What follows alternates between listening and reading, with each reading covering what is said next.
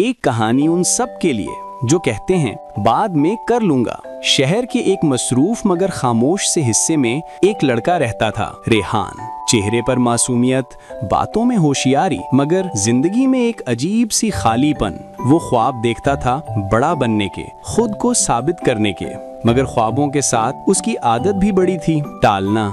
कल से शुरू करूंगा, अभी दिल नहीं चाह रहा, थोड़ा फोन देख लूं, फिर पढ़ूंगा। ये जुमले उसकी जिंदगी का हिस्सा बन चुके थे। रेहान का फोन उसका सबसे करीबी दोस्त भी था और सबसे बड़ा दुश्मन भी। वो घंटों स्क्रॉल करता रहता, शॉर्ट्स, मीम्स, वीडियोस, खबरें, गेम्स, दुनिया की हर चीज का इल्म, बस अपनी हालत से लाइल्म।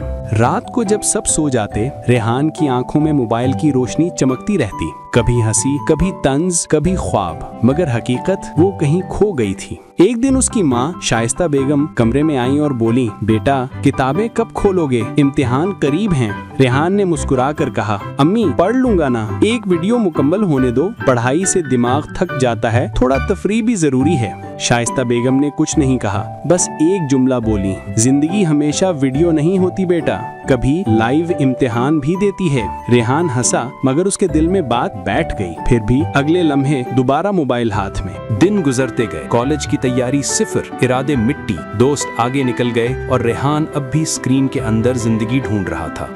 उसके वालिद अहमद साहब जो एक बैंक में काम करते थे, अक्सर खामोशी से उसे देखते, दिल में फिक्र मगर जबान पर चुप। वो जानते थे नसीहतें उन कानों पर असर नहीं करती जो एयरबड्स में डूबे हों। एक रात बिजली चली गई, पूरा मोहल्ला अंधेरे में डूब गया। रेहान बेचैन होकर बोला, अरे इंटरनेट गया, अब क्या करूं? तभी सहन से आवाज आई, कभी खुद से बात करके देख, शायद कुछ नया सुनने को मिले। ये आवाज उसके नाना बशीर साहब की थी, एक दाना, नर्म दिल मगर हकीकत पसंद बूढ़ा। रेहान उनके पास जा बैठा। चांदनी रात, सहन में खामोशी और नाना का पुराना फानूस जो आधा रोशन था। नाना बोले, रेहान तुम मुझे एक आदमी की याद दिलाते हो, एक ऐसा आदमी जो अपनी जिंदगी का खजाना खुद बर्बाद कर गया। रेहान ने हंसते हुए कहा, और वो कौन था? कोई पुरानी कहानी का किरदार? नाना मुस्कुराए, हाँ, मगर वो कहानी अब भी चल रही है। मैं तुम्हें उसका किस्सा सुनाता हूँ। कहानी 3 दरवाजे।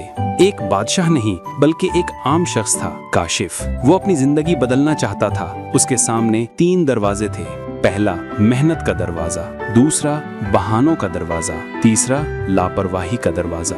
एक दिन उसके अंदर से आवाज आई, एक दरवाजा चुन लो और जिंदगी गुजार लो। काशिफ ने सोचा, मेहनत वाला रास्ता मुश्किल लगता है, बहानों वाला आसान है और लापरवाही वाला वो शायद सुकून देगा। सो उसने तीसरा दरवाजा चुन लिया। नाना की आवाज में गहराई आ गई। शुरू में सब कुछ आसान लगा। काशिफ देर से उठता, ख्वाब देखता मगर कुछ करता नहीं। हर मौका कहता अभी वक्त है, हर काम कहता कल कर लूंगा। साल गुजरते गए, दोस्त आगे बढ़ गए और काशिफ के पास सिर्फ बातें रह गईं। एक दिन वो जागा मगर अब उसके पास ना ख्वाब थे ना हिम्मत। जिंदगी ने कहा, अब मेरी बारी है तुम्हें आजमाने की। उसने दरवाजे बंद कर दिए। मेहनत का दरवाजा अब जंग आलूद था, बहानों वाला टूटा हुआ और लापरवाही वाला अंधेरे में गायब। काशिफ चीखा, मुझे एक और मौका दो। जिंदगी ने जवाब दिया, मौका रोज दिया था मगर तुमने हर रोज कहा कल। रेहान खामोश बैठा था। हवा चल रही थी, नाना की आंखों में चमक थी। बेटा तुम भी अपनी जिंदगी के दरवाजों के सामने खड़े हो, सोच लो कौन सा खोलना है। रेहान ने कुछ नहीं कहा, बस आसमान की तरफ देखा। चांद जैसे उससे पूछ रहा हो कि तू अब क्या चुनेगा। अगली सुबह रेहान ने पहली बार खुद से वादा किया, अब नहीं टालूंगा।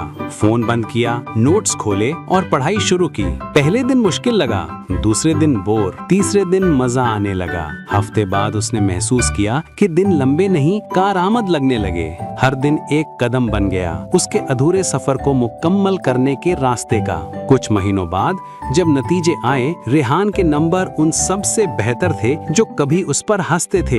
अम्मी ने मुस्कुरा कर कहा, देखा जिंदगी वीडियो नहीं मगर फिल्म बन सकती है अगर डायरेक्टर तुम खुद बनो। नाना ने हंसते हुए कहा, दरवाजे बदल नहीं सकते मगर फैसला बदल सकता है। तुमने सही दरवाजा खोल लिया बेटा। रेहान ने नाना के हाथ थामे और कहा, और अब मैं चाहता हूँ कि मेरा सफर मुकम्मल हो, अधूरा नहीं। इख्तिताम। जिंदगी हमेशा इंतखाब देती है, मेहनत, बहाना या लापरवाही।